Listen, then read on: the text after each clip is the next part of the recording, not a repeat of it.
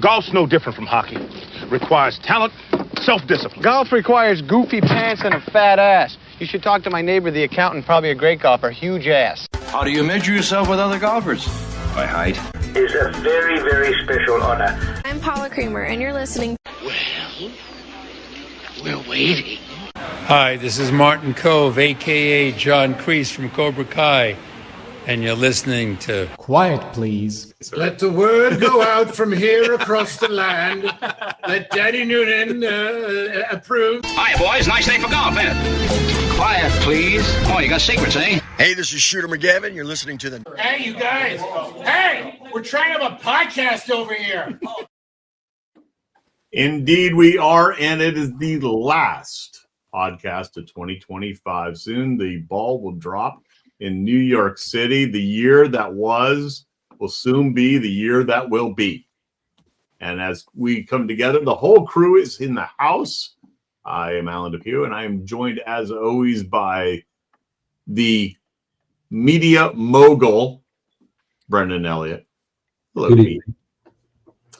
Boston Bob Baldessari, sipping on a little bourbon out there in Kentucky, I'm sure.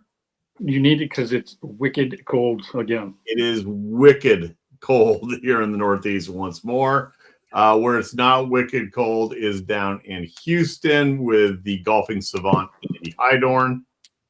Hello, gents.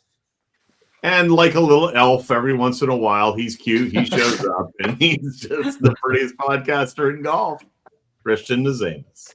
What's up, boys? So, boys, as always, we are streaming live on YouTube, Instagram, and Facebook. If you have questions, folks, we love interaction with the audience. Please do not hesitate to chime in. We'll try to throw it up on the screen, keep it clean, keep it golf-related. Topics at hand. Let me just tell you, it's time of reflection. I mean, 2025, actually, I always get a little sad as the year comes to the end. What was our biggest takeaways from the year? What surprised us? What disappointed us? What truly mattered in the game, touching the game? And then conversely, I guess, try to give a little optimism, a little positive spin on this. Be there throughout what's the storylines for 2026 going to be? What's going to define the season ahead, the players, the policies, everything? And I'd like to even throw in there at the very end on our 18th green needs to be devoted to what is our New Year's resolutions, because as I said to the guys before hitting the button, inevitably the 18th green were New Year's resolutions littered with broken dreams. So without further ado, Christian. I would say for me personally, the biggest letdown would be obviously the Ryder Cup, losing that in the fashion that we did at Bethpage. I think, when you look back on the season, you look back at the accomplishments, you look at how Scotty was obviously dominant yet again.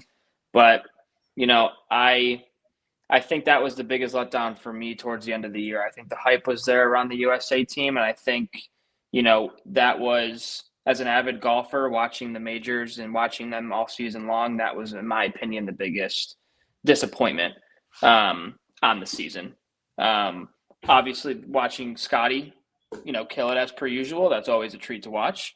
But I think, going ahead, looking into next year as well, it's going to be an interesting category, to say the least. What will happen with the PGA and LIV, what's going to go on with guys who are on LIV, possibly potentially coming over to the PGA. There's a lot that we can dig into regarding that, but just quick and easy, those are my two top takeaways. Robert, I should not have let the young man go first, because Ryder Cup was number one on my list without question. In itself is a whole host of storylines, but what do you got this year? What's your look back, biggest disappointment, biggest storyline? Yeah, biggest disappointment, Ryder Cup. Close to being one of the most thrilling comebacks, but definitely, the Ryder Cup, but also as a PGA member, that it was disappointing in that regard. Just all around, it's been talked about, just, beating the dead horse type of thing. But just a weird thing. Also disappointing, not much movement on LIV and PGA Tour. for whatever in the world, whatever that looks like. I don't have a clue, but I thought there'd be a little more progress. Lately, Brooks coming over. That's a surprise. I've got a prediction coming up later for that. Life is moments. To me, life is all these moments that come together. It's not a linear type of thing that is like, I remember 72 hours in a row. But I remember Rory. That's, you win a PGA Tour event, you're in the record book. You win a major, you're in the history book. What Rory did is, iconic. I mean, now he's more immortal with golf, winning the Grand Slam. Rory comes to mind immediately. Scotty, obviously, I don't think of Scotty in 25 because I don't have those moments with him, but definitely the Rory and JJ Spahn's putt on 18 at the U.S. Open. Those are two moments that stick with me. B, I'm gonna throw another one before you chime in. How about the absence of top players in said majors? The 2025 PGA, for example, top 15, there was only 2 major champions. In the top 10, departure from the expected lineup, all the big names. JJ Spahn coming out of nowhere at Oakmont, which is now just Mont without trees. What was it for you? The Mont. You could take that stat and write a storyline about it, but you could also say 3 of the 4 majors were won by 2 by Scotty and 1 by Rory. So, I mean, I love seeing things mixing up, different people popping up on the leaderboards, and we had plenty of that this year. But when the dust settled and all was said and done, other than JJ winning at the U.S. Open, we saw Scotty and we saw Rory finally exercise the demons and get that done, which I love. That, to me, that was the thing that I love most about this year. All credit to Scotty, player of the year, deservingly so, but Rory taking that and then following it up with the success with the Ryder Cup. I do want to throw 2 other things in there that people haven't said, but Tommy Fleetwood kind of getting a little bit of a monkey off his back. That was good to see. I think he's very well liked on tour, both PGA Tour and DP World Tour. Rory, getting ever so more close to Colin Montgomery on winning DP World Tour titles, and the LPGA celebrating 75 years. That's quite the story in itself, right there. From the founders of the LPGA all the way up to today. While it's still got a long ways to go to kind of gain what it's due in terms of purses, it's coming a long way. I think the new powers that be are doing some good things. And same can be said for the PGA Tour. I think with Brian at the helm now, I think we're moving in a direction that the PGA Tour really needed. So those are a whole hodgepodge of the things that I've been focusing on. Well, before I throw it to Andy, I think the storyline of the year was the Senior Texas Player of the Year amateur champion. How could we forget that? That was the story of the year. I might throw in, not to rub a little salt, but a very near miss to making it out to Colorado, sir. Yeah. Yes. Yeah. So that was a heartbreaker. What you got, Andy? Well, the good and the bad, right? I think as I look back at myself watching Rory try to win the Masters this year was the craziest 3 hours of my spectating golf life. Like I was literally jumping up and down, yelling.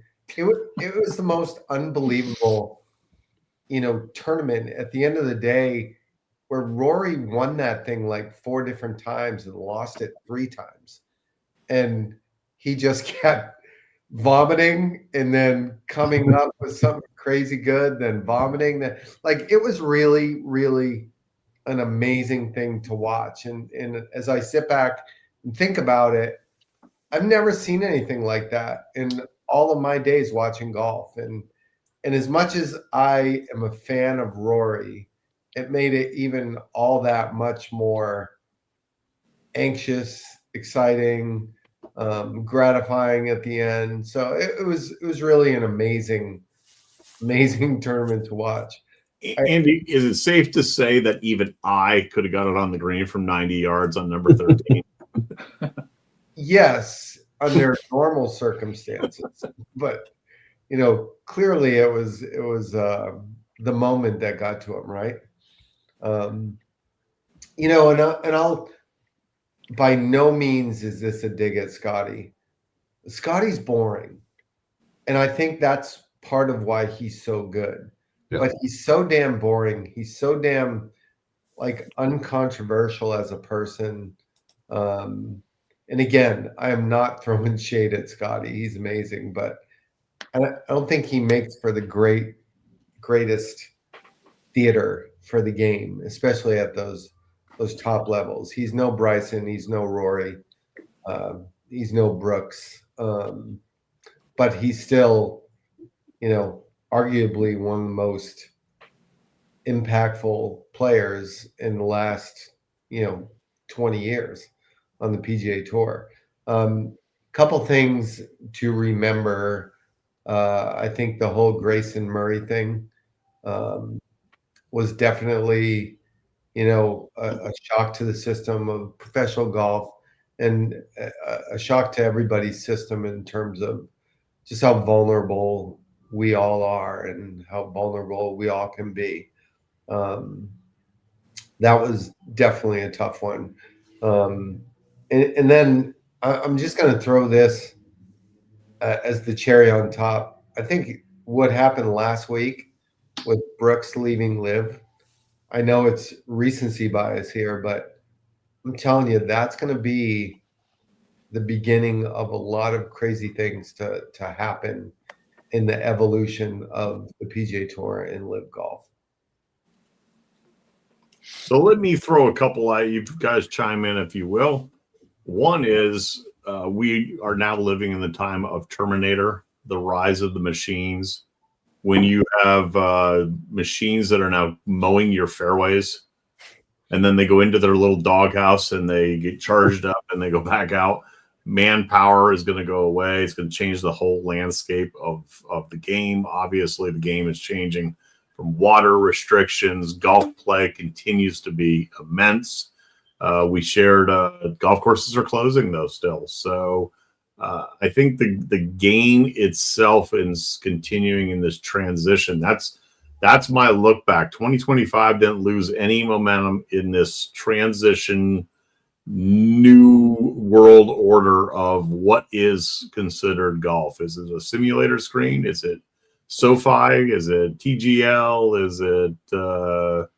Is it playing under the lights of Dubai? Or is it grabbing a transfusion and hitting a little wedge in on number 9 at the Cradle? Which, if anybody would like to meet me down there, I'd be happy to join them. So those are my. I mean, I look at it. Obviously, I'm on the business side of the game quite a bit, but golf course sales continue to be hot. In fact, got 3 of them available right now. Anybody wants to buy a golf course? But what's your thoughts just overall, the state of the health of the business, Bobby? Yeah, I think the health of the state of the health of golf is strong. I'm always on the edge going. It's like when I'm at the club and everybody, we'll say in the middle of a really, really busy day, 300 people, hey, your pace of play is great right now. And I go, yeah, give it 5 minutes. So I'm always, and I'm a positive person, but still, it's the retention factor I go back to all the time about. I hope it stays strong. There's going to be golf course closing, and for higher and better use. I mean, you get data centers that are now going in on golf courses because they need such massive land mass. But there's going to be pockets of places in the country, and I might be near one of them, that actually could definitely use a little more golf. It can. Your point, well, I was going to touch on it with something else about AI, and and robotics and things, how that's going to transform the industry. I think I was trying to find the best kind of analogy type of thing about simulators and non-traditional golf, quote unquote. I'll before the show's over, I'll come up with a good one here. But to me, it's like you're in the golf ecosystem, and at least you're quote unquote doing a golf activity. And I think it's healthy for the industry versus if we thought right now there's no, if we went back 30 years, no simulators, none of the off course stuff right now. It sounds weird to say that, but it's going to be innovative. But things are going to keep changing. I think the simulators are just going to get better and better. At some point, the putting's going to catch up in that regard. Where right now it's kind of not the best. But I think the state of the industry is pretty strong now. I wish more people would find some way to get golf coaching and instruction and go see the Brendan Elliott's and maybe myself out there, that we can help you enjoy the game even more. I think there's a great opportunity there. Christian, as the resident bro who really isn't a bro, but you are definitely the younger generation. On our panel, is everybody taken to the screens? Is that cool? Is throw that and throw back an IPA? I mean, maybe some wings. I don't know. They might be throwing it back a couple 6-7s. I don't know, but I think at the end of the day, nice. Well played. I think at the end of the day, yeah, screens are everywhere. I mean, everybody lives off their phones, right? I think when you look at the game of golf today, I think they are in a very unique spot. I think they can go a bunch of different avenues when it comes to how they want to change the way that people view golf or watch it or so forth. I think TGL is a great concept. I do think that LIV played a big factor into them coming out with different tournaments for their pros, top players specifically. So it's very interesting. I think it's so easy to go on your TV or your streaming device or wherever you can watch it and watch TGL on TV during the off season. It's just everywhere. Screens and technology, it's only going to keep growing, especially with the AI model that we have going on today. So it's going to be very interesting over the next, this year and beyond to see how the PGA kind of dictates what avenue they want to take. Andy, you're Mr. TikTok. Do you agree with that? I do. I think, all of those things continue to evolve in the game and it's golf just kind of keeping up with the rest of the world. But, one other thing that I wanted to kind of say here as we look back at 2025, it was a great year for Quiet Please. We had a lot of good things going on this year. Read the Line with Keith Stewart. We had Yip on a couple of times, Yip Strickler. The first podcast to host Yip Strickler, by the way. We were. Thank you, Mr. Hydorn. And well he's done. Blown up. But I just feel like what we've been evolving to here in this group and with this show continues to get better and better, both I think internally and externally. I feel like the sky's the limit for us, and coming up in the next few weeks, even we have some really great guests coming on, and as we continue to kind of do things the way we've been doing them, the show just keeps getting better, and I'm really looking forward to where Quiet Please continues to grow and evolve. B, would you echo that as we have a little Frosty the Snowman on the beach behind us?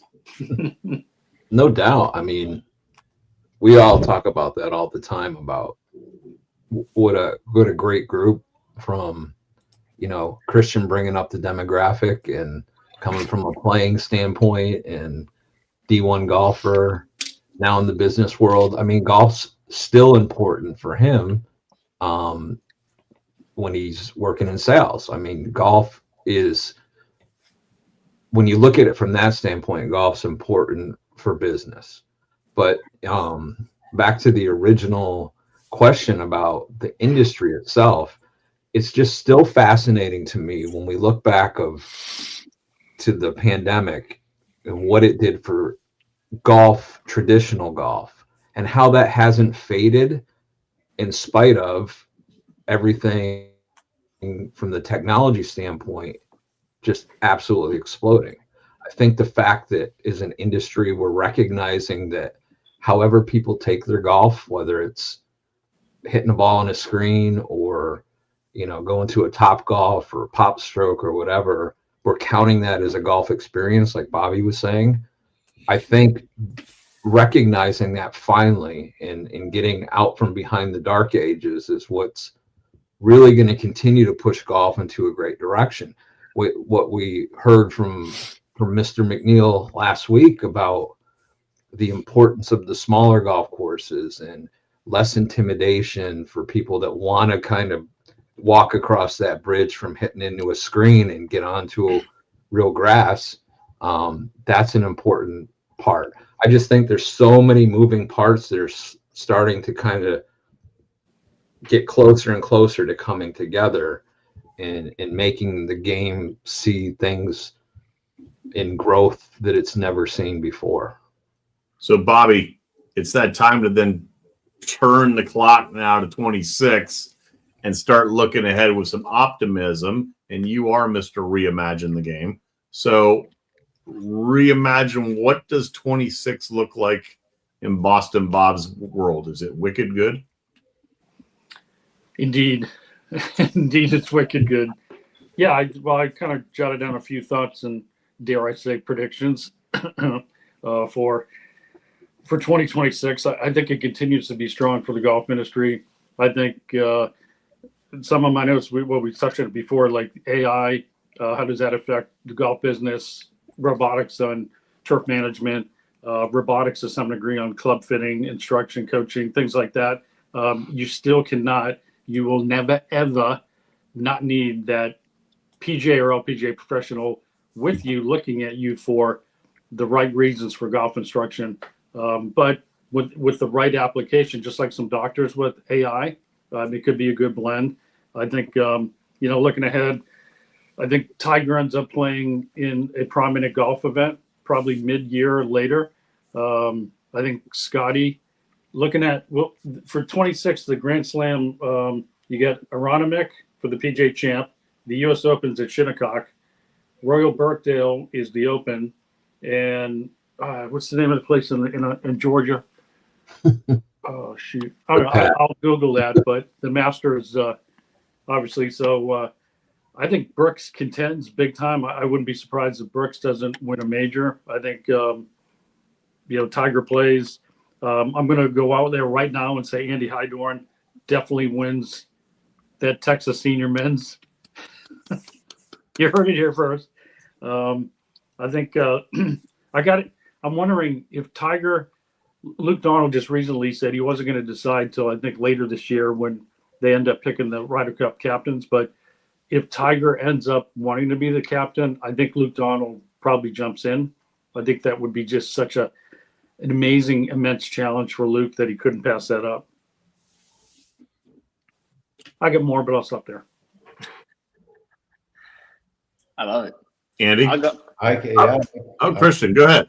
Or whatever. I mean, I think I'm going to go off of a couple points that BE said first, or excuse me, Boston Bob said, where I think when it comes to Brooks specifically, I think we're finally going to have a merge between LIV and the PGA. I think it's coming this year. Don't know when. Don't really care when, to be honest with you, but it's coming at some point. But I do think that Brooks Koepka is going to be back to the Brooks Koepka that we all saw. He's going to come out, and I think if he's back on tour full time, he's going to explode in a good way. I wouldn't be surprised if he won a major this year. I think his confidence was down being on LIV, especially in the last couple seasons, because as you watch the documentary up on him, he clearly never wanted to be on LIV in the first place, but he did it because of his injury at the time. I don't blame him one bit. I think when he comes back, I think he's going to come back a little pissed off, and I think he's going to come back better than ever. And I think that he's going to stamp his name back in the top world rankings, and people are going to be like, "Oh crap, this is the Brooks Koepka multiple major winner that we remember seeing back in the day," and so forth. I will say too, I'm going to say a bold prediction here. I think Scotty has a down year. I'll say it. I think he's going to have a very poor year. I think he's been at that level so far where I think he loses number 1 this year. And I think that he's going to come back and say, yeah, I have some bold predictions. I'm as bold right now as I said the Chiefs and the Lions, and I have the bet slip to prove it, that we're going to miss the playoffs. You did nail that one. Okay. Now, am I Houdini? Did I think Mahomes is going to tear his ACL? No. But, all right, all I'm saying is that at the end of the day, I'm going to say that he's going to have a poor performance based off of what Scotty has done in the past. We are going to see Scotty play well in certain tournaments. That's just how obviously he is. But I think when you look at the game today, I think a couple more bolder predictions is that I don't think Rory have a good year personally. And I think that we're going to see multiple first-time major winners this year. They've been knocking on the door for years. We can name 100 guys, 50 guys at least. Well, just don't name my guy. I got the guy. You know, Andy, he's my guy too. I don't have your guy, Alan, so okay. You don't have to worry about that.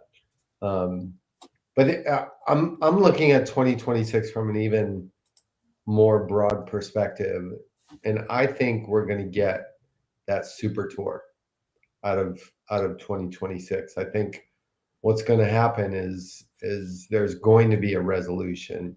First of all, let's dial it back to the Brooks thing. I think the PGA Tour has a very important thing on their doorstep now to figure out how to get Brooks back on the PGA Tour. And I know they have to balance all the whining crybabies who didn't go to live, who are going to be pissed off if he gets carte blanche, open door back without any sort of penalty or fine or anything like that. But I feel like if that happens, it's going to be such the benefit to the PGA Tour. And I think we're going to finally force the hand and see this super tour happen. And I really feel like the pieces are aligning for that to come to fruition. And I think it's going to be great for golf. I can't. Andy, do you think there's any relevance to the fact that the lesser number of events conversation took place, I don't know, 2-3 weeks before Brooks, decides to vacate from live? Yeah, I mean, I would love to know what really brewed in Brooks's mind and how this thing came about. I just feel like the PGA Tour's answer to live was not great. It wasn't great for the game. These limited field, no cut events is bullshit. People don't want to see that.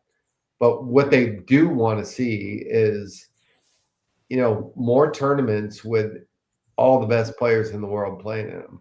And I think the table's set for this to happen. B. What you said, AD, is exactly what I've been thinking. I think that the little bits and pieces that we got from Tiger's interview with the Hero, and coupled with the fact that they're going to have him kind of at the helm of trying to put some stuff together and get the PGA Tour back moving in a positive direction. I think there was Easter eggs that Tiger laid, and that was the biggest one that I thought was the reduction of the schedule. Now, am I a fan of it? I don't know. I don't know yet, because I really feel like this year what we saw with shaving down of 25 spots to gain your status on tour for the following season, I don't know if I feel good about that. And then when you get to tour school finals and you're reducing that down to 5 spots, I don't know how good I feel about that. But maybe what will come of that is a stronger secondary tour. Yes, which will create more opportunities as that funnels down. I think that the PGA Tour U program is really doing good and belting out some good players from the collegiate ranks. So I think that, coupled with Brian Rolap, who's thinking from more of a sports business mindset, what he did in the NFL, I think the stars are starting to align. I don't think next year's the year that we kind of see all the puzzle pieces put together, but we see the makings of the puzzle pieces coming together. And that probably will include some kind of resolution to the PGA Tour Live thing. They'll still be two separate entities, but I think there'll be some allowance for crossover in both. Brendan, I think what you said is so important to how this all plays out, in the sense that the shorter, smaller schedule for the quote unquote Super Tour. I mean, if you think about it this way, would you rather watch an NFL game or a Major League Baseball game? I mean, the relevance of that smaller number, the relevance of each individual event just becomes way more exponentially important, right?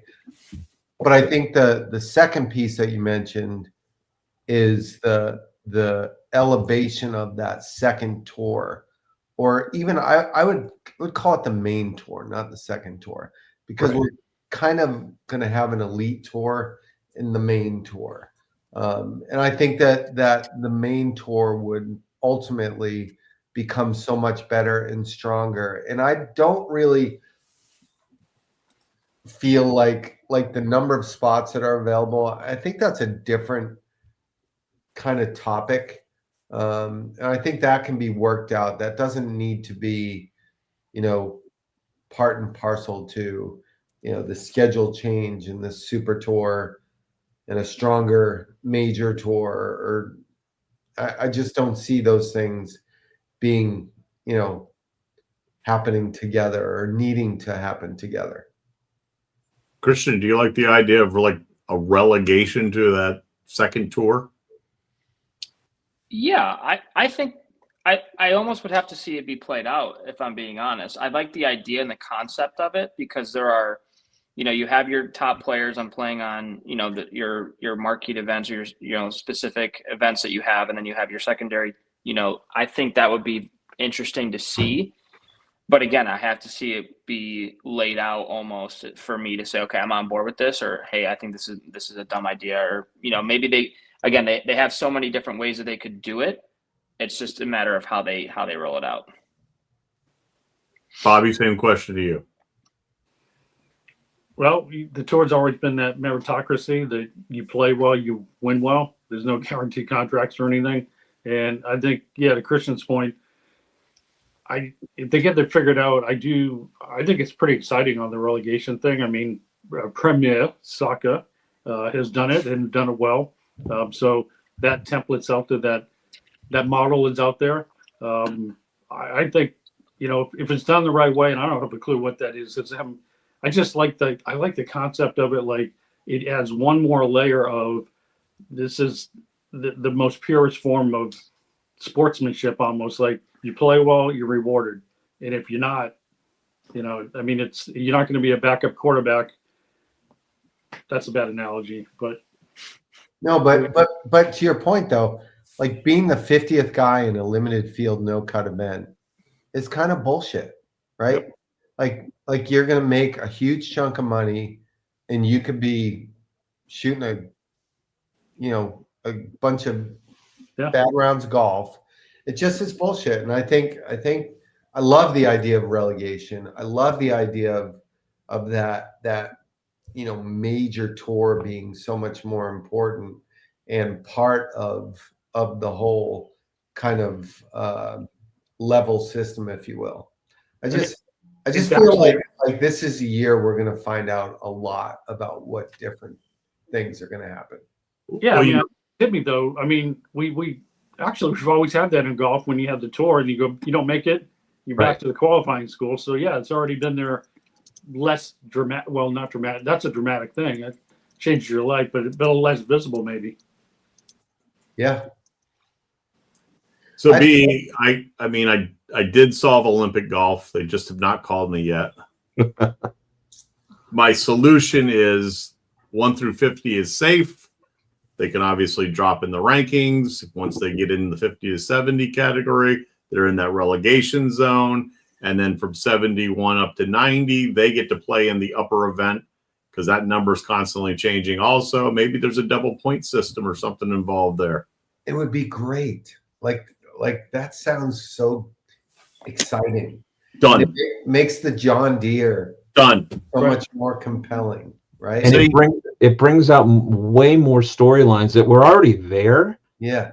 But you don't have to decide on what the storyline is going to be because of Scotty's playing in a tournament versus whoever, Kevin Roy. I mean, we have a vested interest in Kevin Roy as a group here. We do. Nobody clings to those stories, and those are great stories.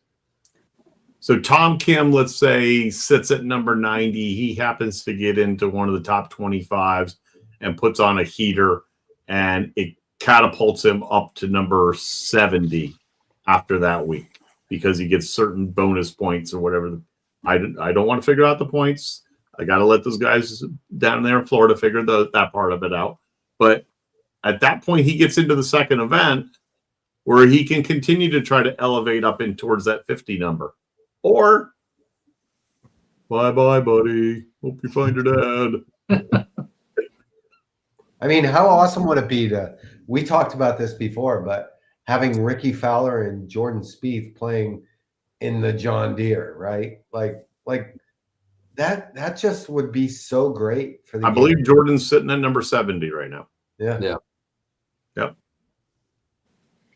I think it would also be good because those two in particular, for example, right? Jordan was number 1 in the world, super dominant, and then unfortunately he has fallen off because of swing changes and injuries and stuff like that. Same goes for Ricky. But I agree with what Andy's saying. If you watch those two caliber players in an event like the John Deere, you want to talk about ratings going up, or you want to talk about people being more invested because of like a player like Ricky Fowler, who is so likable from the younger generation on tour and will continue to be a likable, golfer. Same with Jordan Spieth for many years to come. It'd be awesome.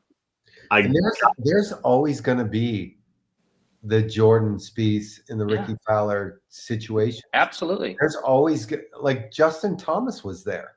Yeah. Got it. There's always going to be those things. And absolutely. If the system insulates those guys from dropping out, that would be a huge mistake to me. Correct. Yeah. And I think right now the system does that a little bit. It definitely insulates those guys from dropping too far. And if they do it the right way, I think it would be awesome. It's easy to go down, but it's just as easy. Like Alan, you said, you have a couple of good weeks, you get on a heater, and all of a sudden, bang, you're official world golfer. Now you're part of the elite tour for as long as you can keep yourself there. Now, let me just throw it out there because it just epiphany. Yip Strickler, director of tournament integrity and scoring. You heard it here first. You heard it here first. All right, I got to chime in. My one thought for I have one thought for 2026, other than AI will continue to overtake the world. One name, Ludwig. I'd say he wins a major this year. He's right there. Okay. Right there, been close. Is it Augusta? I think we've seen from a player that bombing it on a golf course like Augusta doesn't necessarily work for you. It's all about where you place that ball off the tee and where you place it on the greens because you can't fire at every flag there, as we all know. He's had 2 top 10 finishes in his first 2 times there. I'm not saying he's not comfortable on the golf course. All I'm saying is that, we watched Bryson trying to just completely hit it as far as he humanly possibly could, and it ended up backfiring terribly for him. So it's not a golf course that you can just go up there and whack drivers. That's because he called it a par 68. Right. Yeah, and look, I think Ludwig is not Bryson, by all measurements, but I think the way that he plays the game, he hits it hard, but he's not out there swinging out of his shoes and trying to overpower a golf course. He's just, you know, having the pleasure of being a strong young guy and hits it really far. But he's a pretty tactical golfer. Yeah, absolutely. We could all sit here for the next hour and talk about guys who are like Cam Young. Tell me why he won't win a major this year. With the confidence that he just had at the Ryder Cup and the extent of what he did in that singles match to make that putt on 18, that is going to be a boost. And the way that he finished the season, that has to roll into 26 for him from a confidence standpoint, right? But then when you look at it, other not a big name, but big name for I like watching him. Look at Goddard. Look at what he did last season. You're gonna like there are so many players that you could say that could win a major. Should he have been on the Ryder Cup team? All I'm saying is that at the end of the day, when you look at the caliber of the PGA Tour, yes, you still have your dominant figures. You still have your top 10 players in the world, but you can also easily have a guy who's number 50th in the world come out there and get hot at the right time and then end up coming and, just exploding out of nowhere. And that's the beauty of golf. Wait, I'm going to defend Christian real quick for Andy's doing this. Chris Goddard played really good in TGL the other night. Just saying. Okay, I give up then. I forget where I saw him lately, like pulling up the rear in some event that he was playing. So Andy, the hero, maybe. Your New Year's resolution needs to be you're going to lay off Chris Goddard. I will not do that. I'm nothing. Okay, in that case, Christian, give me 2 New Year's resolutions, one for your game, one for life. One for my game is that I am going to stop making fun of Alan's golf swing and golf game in 26, especially his shoulder turn going into that 26. That's neither your golf game nor life. No, I know. I just had to throw that one in there. No, on a serious note, for my golf game, I would say just to continue to enjoy every single. I get too frustrated sometimes that I'm out there and there's no reason for it. I don't play enough anymore to get all worked up when it comes to making a bogey or a double at times. Just go out there and have fun, and that's what it's all about. And when it comes to personally, a New Year's resolution for me is just to be, life is way too short, and you just need to enjoy every moment that you have. And it can come at you like a brick wall. And I think that if you can just continue to be positive and share that with others, and at the end of the day, you can go to bed every night knowing that you had a great day every single day. Pretty much. BE, same question to you. So game in life. Last night or yesterday afternoon, I played. It was my brother and my daughter versus my son and me. And my daughter and his son were the ones that said, "Let's go play a 9-hole match." And they were saying, "When's the last time we played golf together?" And it's been probably over a decade.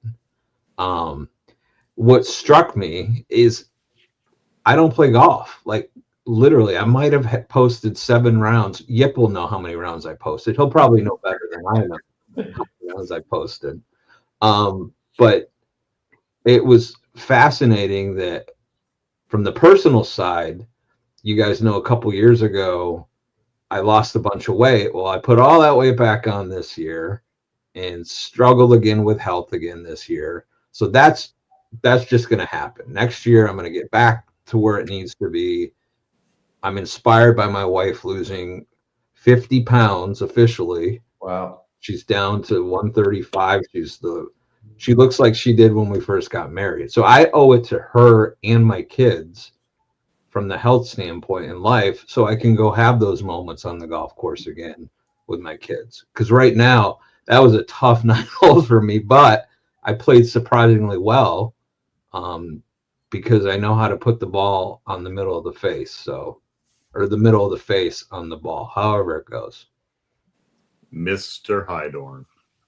So my golf New Year's resolution is kind of 2 parts. The first part is just, and I've gotten better at this, but don't tinker with your golf swing anymore. I mean, my clock is ticking. I only have so many years left of being a competitive senior player, and it's just so easy to go down the rabbit hole with your golf swing, and 2 months later you come out of it and you're like, what was I doing? What was I thinking? So that's the first part of it. The second part is I'm going to work really hard to get my putting back. About 4 years ago, I wouldn't have even traded you, Alan, with my putting game. I mean, I was as good as I've ever been, and it lasted a few years, and it's just gotten frustratingly bad. So that's going to be my goal this year, is to really work hard on getting that part of my game back, and enjoy putting instead of hating it like I have been. And on a personal level, I'm one of those people that always has these ideas and things that are in my brain that I just never ever allow to move forward and come out. And I'm that kind of person. And I think at the end of the day, whether some of your ideas are, not all of them are good, right? You know which ones are, which ones aren't. And if you're sitting on a really good idea, don't sit, don't be complacent, do something with it, make something happen. It's a world of ambition out there, and it's so easy to be just one of those people that thinks about shit but never does it. And my personal resolution is to definitely not be that guy. Bobby, since you threw out the whole concept for tonight's show, I'm going to let you wrap it up. So I'm jumping ahead of you. One, and they kind of go hand in hand, is the personal side. I will get back to the gym, Christian, and I will get it to a 70-degree shoulder turn. And that weight loss is dropping. We're going to work on rotation. I may see my toes again. Actually, I'm pretty flexible. You're going to hit that 7 iron, 160 flushed. By the way, your Santa swing, that you weren't even getting close to 40 degrees of shoulder turn. I must be rubbing off on Andy a little bit on that one right there. Come on now, big bro. But those are just intermediate goals, guys, because everybody in life needs to have stretch goals. Let's just set that. You got to have an intermediate goal. So I'm just going to throw this up there. One, yes, I will compete in the World Pop Stroke Championship this year. Awesome. But two, top right corner, Robert, if you're listening, I want the sponsors exemption for the 3 National this coming year. That's all I'm asking for. I'm telling you, I can compete. Par 3. That's it. That's all I want. Bobby? And you will get that. You will get that all day long. And I'll be there to support you in that pop stroke competition. I'll be there front row cheering you on. You're going to caddy for him. Well, maybe. Bobby, bring us home. Okay. Well, of course, because of take us into 2026. Pat Patriot. Not so much a resolution, but feeling good about our team, Andy, Alan. Well, everybody wants to be a Patriot. So, I'm feeling good about that football team. But, this is probably year 3 or 4 in a row that I really just want to get through a year without an injury, without a medical issue, without a surgery, without cortisone shots. It's just been a bummer for me personally the last few years. I went through a long stretch where I won at least one golf event per year. Felt good about me being a competitor. Years ago, played many tours and all that stuff, and have always been the competitor in me, but just been a just ridiculous string of bad luck. So my goal is to take better care of myself to some degree, or just really get back to playing as best I can competitive golf. There's nothing like it. Andy, you're high caliber, Christian. When you're out there and it's just you and it's one golf ball, it's one shot, and everything's riding and you pull it off, there's no better feeling. It's just, it is really thrilling. So And then, yeah, just, life is short. You start to, as Andy says, you realize so many more years. This is, I think, 2 years in a row. No, I did. No, wait a minute. No, I had one drive over 300 yards this year. So the clock's ticking to when I won't have a 300-yard drive. Yeah. It was 305, maybe 304 and a half. But anyways, if your life flight and golf are so similar. So if I walk into Brendan and say, I want to be a scratch handicapper, it doesn't happen overnight. It's not magic. It's just time and effort and consistency and small steps. So anything in life you're trying to do, small, consistent steps, and really just, have the goal out there, but don't let the goal try to happen in a few days. It's not going to happen in golf. It's not going to happen in life. So I think there's some big things ahead for our Quiet Please show here as we get into 26. So stay tuned for more on that. So Christian said he had one more thing. Well, one more thing. The common theme that I heard out of all of us is that, one thing that I will tell our audience too is that it's okay to step out of your comfort zone on things that you might be afraid of doing. However, at the end of the day, nobody is going to do it unless you believe in yourself. That if I would bet on myself every single day, just like I know that you guys will do the same exact thing. When it comes to having goals set in your life, do them. Because again, you have to bet on yourself in order to get that done. Taking these big leaps, taking these big jumps for that matter are always going to be nerve-wracking, but you will never get to that point unless you do those jumps and go out of your comfort zone to do things. I do it in my personal life. I do it in work. And, it's nerve-wracking, but at the end of the day, always bet on yourself because you have the confidence in you that nobody else can see. Young in body, old in mind. Happy 2026, everyone. Boys. See you next year. Peace. See you next year.